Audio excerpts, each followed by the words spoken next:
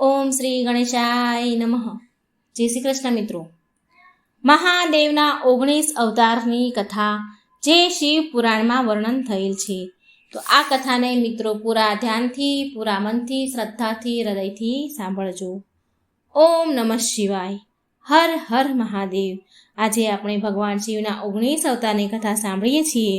લગભગ ઘણા લોકોને આ અવતારની કથા વિશે નહીં ખબર હોય, નહીં જાણતા હોય. તો નથી જાણતા તો એ આ વાર્તા જરૂર સાંભળે અને બીજાને પણ શેર કરે, અને જાણતા પણ હોય છતાં પણ આ વાર્તાને જરૂર સાંભળજો. અને આ વિડીયો, આ વાર્તા બીજાને શેર કરજો. કારણ કે ભગવાનની કથાઓ જેટલા લોકો સાંભળે છે આપણા માધ્યમથી, એટલું બમણું પુણ્ય મળે છે. કથા સાંભળવાથી મન પવિત્ર અને શાંત તો થાય જ છે, અને સાથે ઉપરાંત ભગવાનની કૃપા પણ વરસે છે. અંતે ભગવાનનું શરણું મળે છે અને શ્રદ્ધા, ભક્તિ, ભાવ વધે છે. માટે પૂરા મનથી, હૃદયથી, શ્રદ્ધાથી આ વાર્તા સાંભળજો. અને આ ચેનલમાં જો તમે નવા છો મારા દર્શક મિત્રો, તો વિનંતી છે કે આ ચેનલને સબસ્ક્રાઈબ જરૂર કરી દેજો. વિડીયો લાઈક અને શેર પણ જરૂર કરજો. ઓમ નમઃ શિવાય.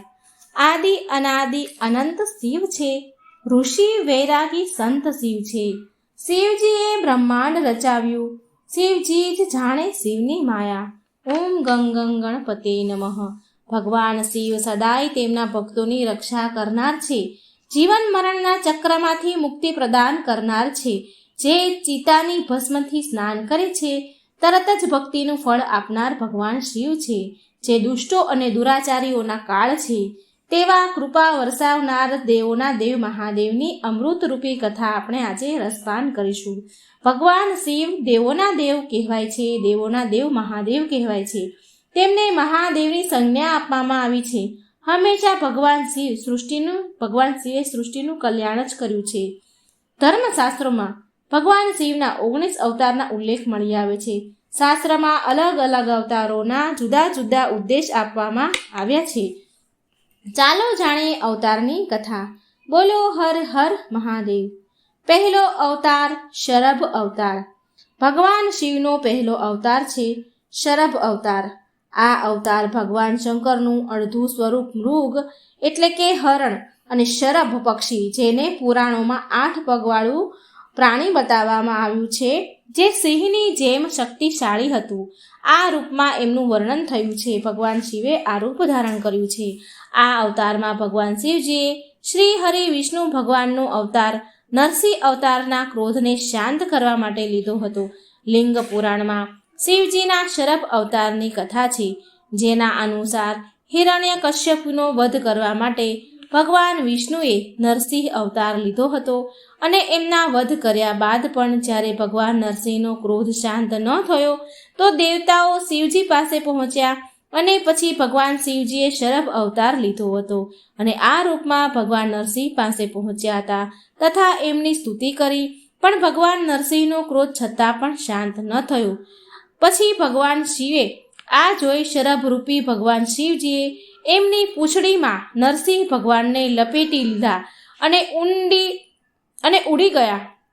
ભગવાનને નરસિંહ અવતાર ભગવાનને પૂંછડીમાં લપેટ્યા બરાબર અને પછી ઉડવા લાગ્યા. ત્યારે જઈને ભગવાન નરસિંહનો ક્રોધ અગ્નિ શાંત થઈ હતી.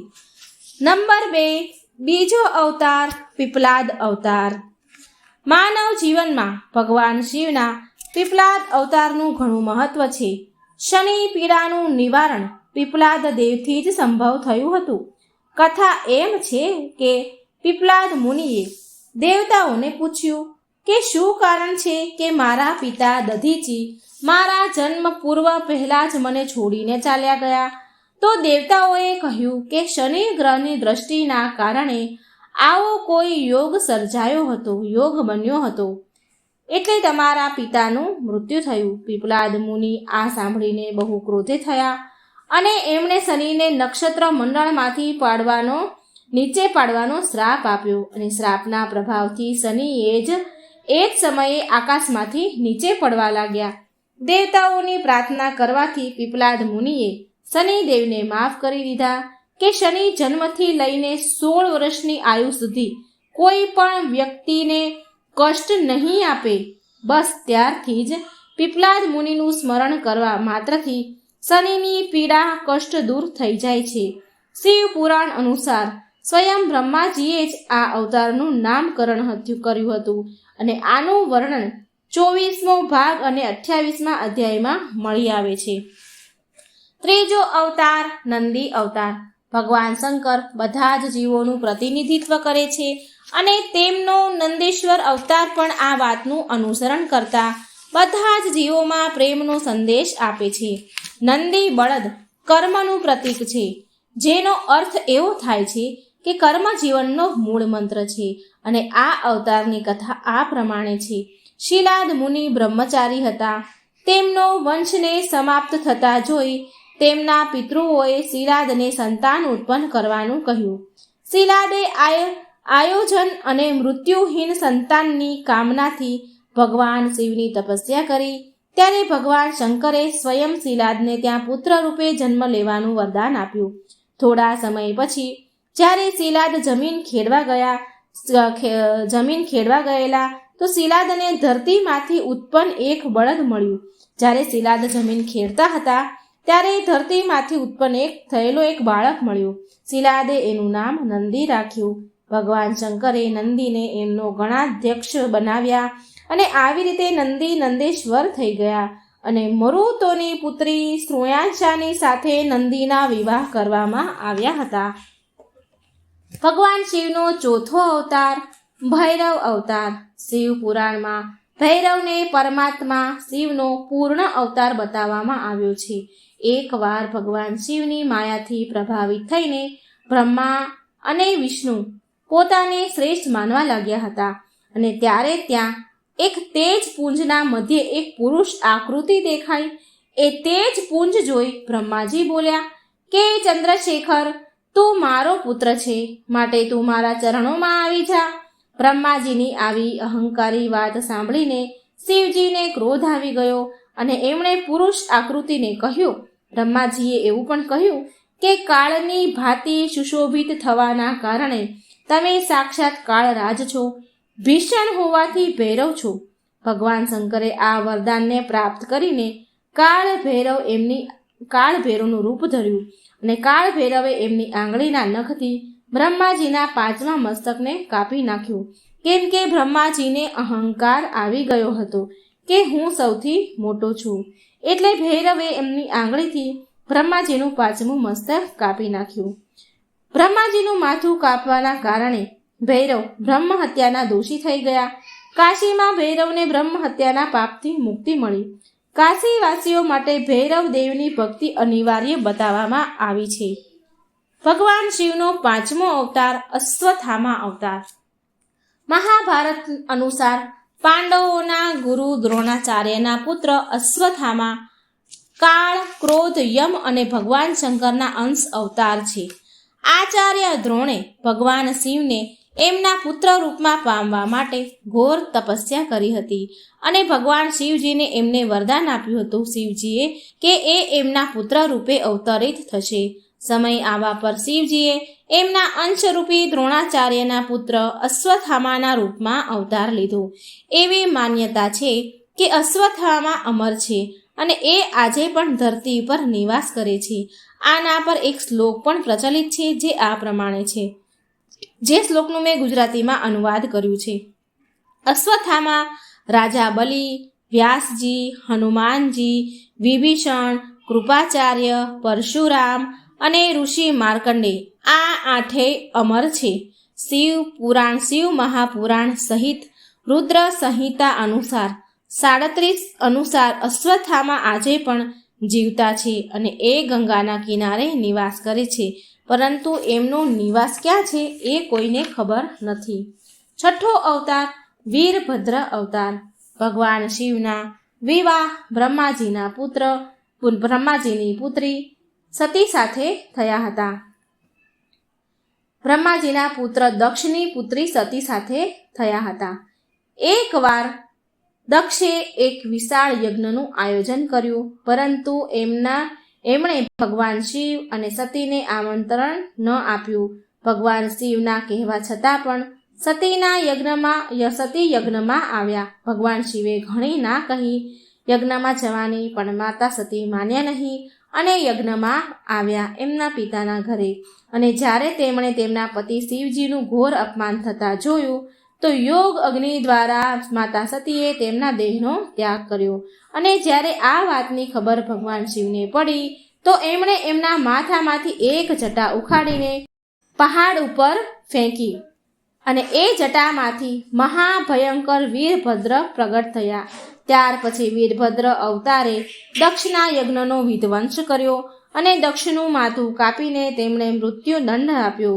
પછી દેવતાઓના અનુરોધ કરવાથી ભગવાન શિવે દક્ષના ધડ પર એક બકરાનું મોઢું લગાવ્યું અને દક્ષ રાજાને ફરી જીવતા કર્યા. 7મો અવતાર ગૃહપતિ અવતાર. ભગવાન શિવનો 7મો અવતાર છે ગૃહપતિ. આની કથા તો આ પ્રમાણે છે કે નર્મદાના તટ પર ધર્મપુર નામનું એક નગર હતું.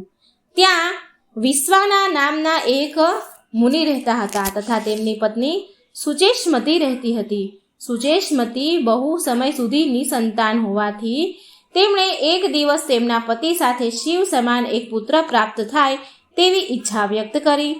પુત્રની અભિલાષા પૂરી કરવા માટે તે વિશ્વસ્નાર કાશી આવી ગયા અને અહીં તેમણે ભગવાન શિવના ઘોર તપ દ્વારા ભગવાન શિવની વીરેશલિંગની આરાધના કરી. એક દિવસ મુનિએ વીરેશલિંગની મધ્ય એમણે એક બાળક જોયું. એક બાળક દેખાયું. મુનિએ બાળ રૂપધારી શિવની પૂજા કરી અને તેમની પૂજાથી પ્રસન્ન થઈને ભગવાન શંકરે સુચિષ્મતીના ગર્ભથી અવતાર લેવાનું વરદાન આપ્યું. કાળાંતરમાં સુચિષ્મતી ગર્ભવતી થઈ અને ભગવાન શંકર સુચિષ્મતીના ગર્ભથી પ્રગટ થયા. કહેવાય છે કે પિતામહ બ્રહ્માજીએ એ બાળકનું નામ ગૃહપતિ રાખ્યું હતું. ભગવાન શિવનો 8મો અવતાર દુર્વાસા અવતાર. ઋષિ દુર્વાસા મુનિ અવતાર. ભગવાન શિવના પ્રમુખ અવતારોમાં એક દુર્વાસા મુનિ અવતાર પણ છે.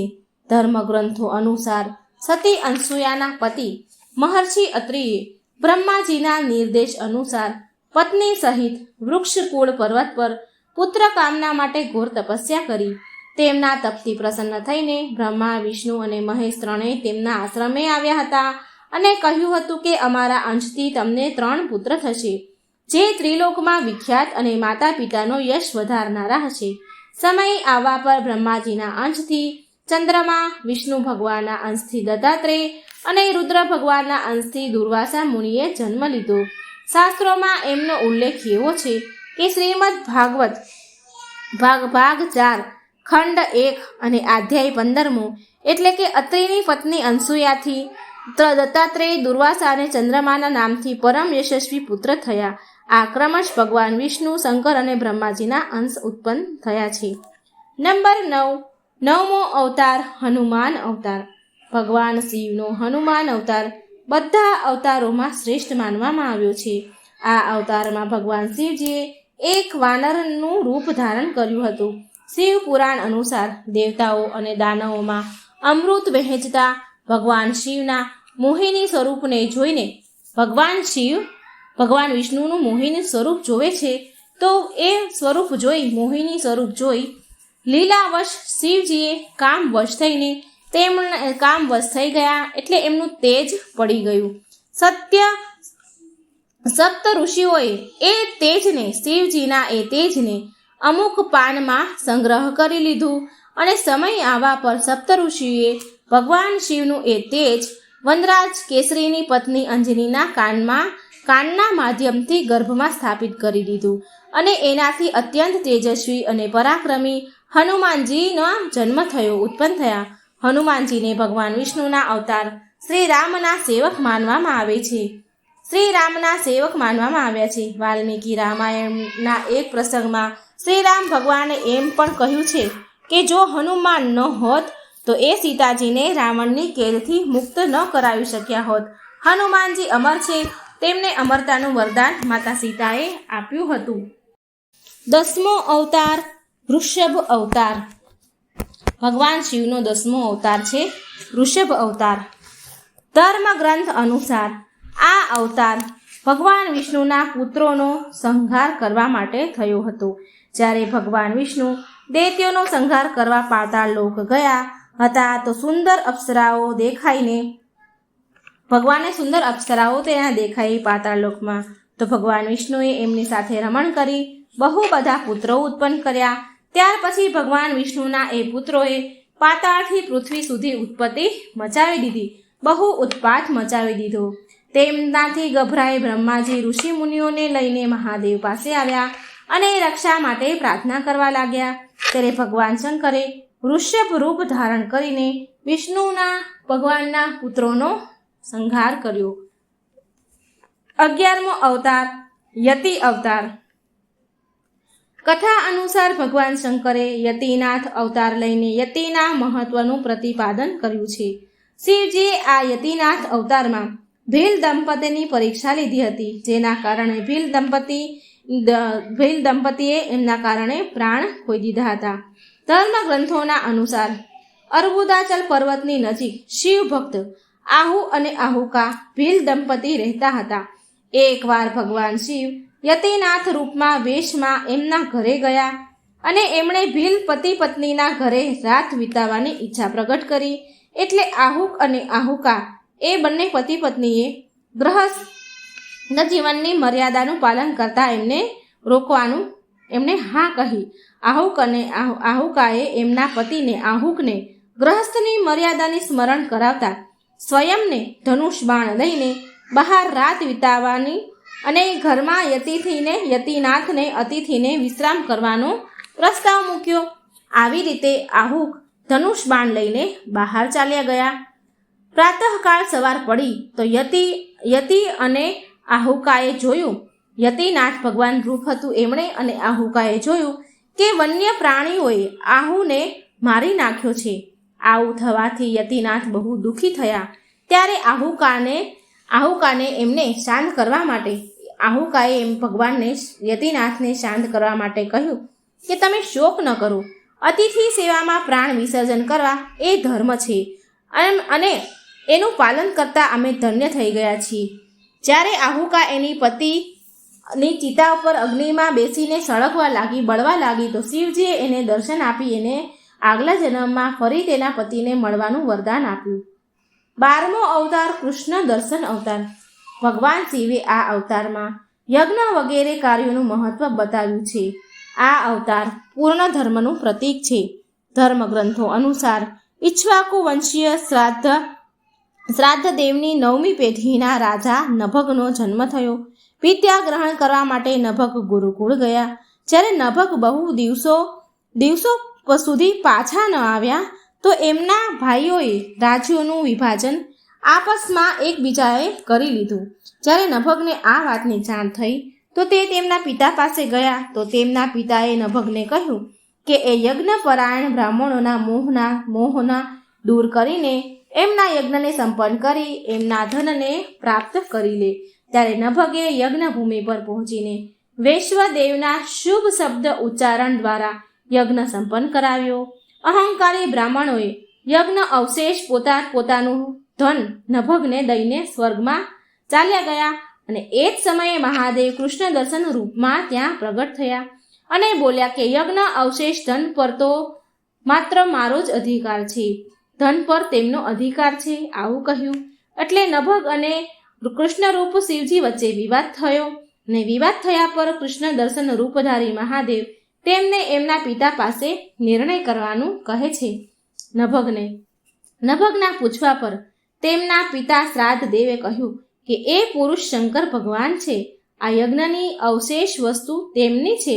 પિતાની વાતને માનીને નભગે શિવજીની સ્તુતિ કરી. ભગવાન શિવે આ અવતારમાં યજ્ઞ વગેરે ધાર્મિક કાર્યો વિશે જણાવ્યું હતું. 13મો અવતાર અવધૂત અવતાર. શિવજીનો અવધૂત અવતાર. ભગવાન શંકર અવધૂત અવતાર લઈને ઇન્દ્રના અહંકારને ચૂર કર્યો હતો.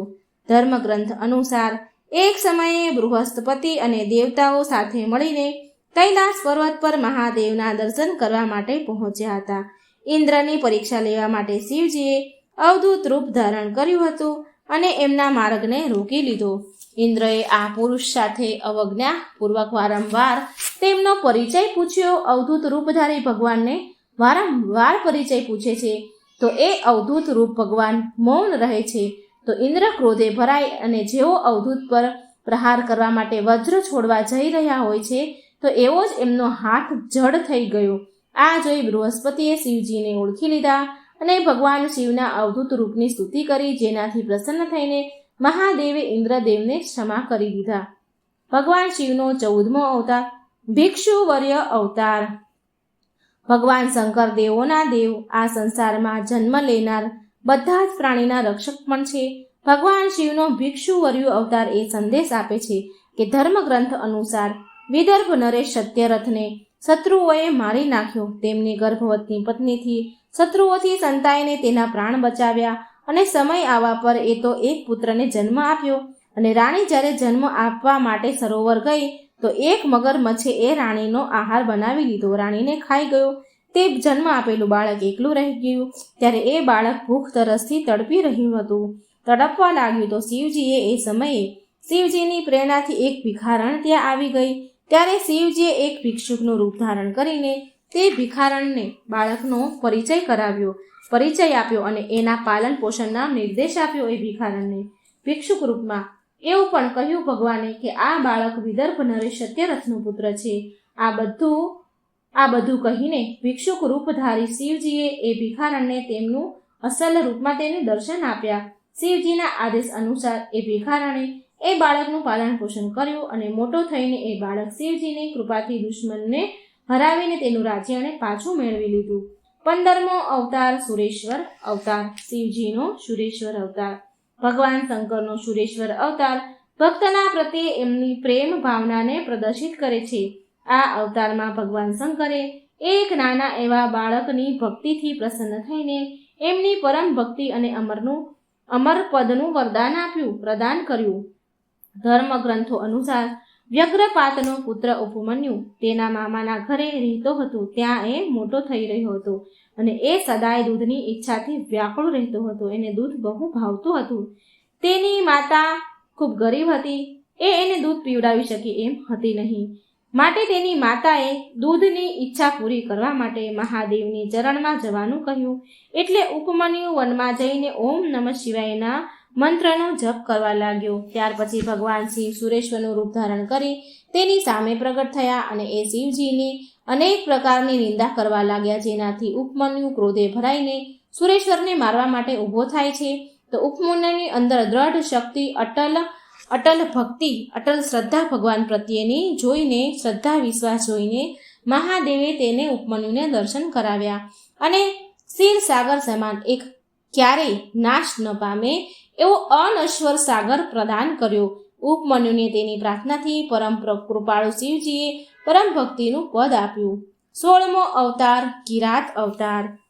મહાભારત અનુસાર વનવાસ સમયે દરમિયાન જ્યારે અર્જુન ભગવાન શંકરને પ્રસન્ન કરવા માટે તપસ્યા કરી રહ્યા હતા ત્યારે દુર્યોધન દ્વારા મોકલેલા હુર નામનો એક દૈત્ય અર્જુનને મારવા માટે એક શુકર એટલે કે ભૂંડ જેને આપણે કહીએ છીએ એવું શુકરનું રૂપ ધારણ કરી પહોંચ્યો. શુકરને જોઈ અર્જુને તેના પર બાણથી પ્રહાર કર્યો અને એક સમયે ભગવાન શંકરે કિરાત સ્વરૂપમાં પણ બાણ ચલાવ્યું. શિવજીની માયાના કારણે ભગવાનને અર્જુનને ઓળખી ન શક્યો. અર્જુન ભગવાનને કિરાત સ્વરૂપમાં ન ઓળખી શક્યો અને શુકરનો વધ એના બાણથી થયો છે એવું ભગવાનને કહેવા લાગ્યો અર્જુન. આમ બંનેની અંદર વિવાદ થયો. ત્યાર પછી અર્જુને કિરાત વેશધારી મહાદેવ સાથે યુદ્ધ કર્યું. અર્જુનની વીરતા જોઈને ભગવાન શિવ બહુ પ્રસન્ન થયા અને તેના વાસ્તવિક રૂપમાં એમને દર્શન આપ્યા. અર્જુનને કૌરવ ઉપર વિજય મેળવવાનો આશીર્વાદ આપ્યો. 17મો અવતાર બ્રહ્મચારી અવતાર.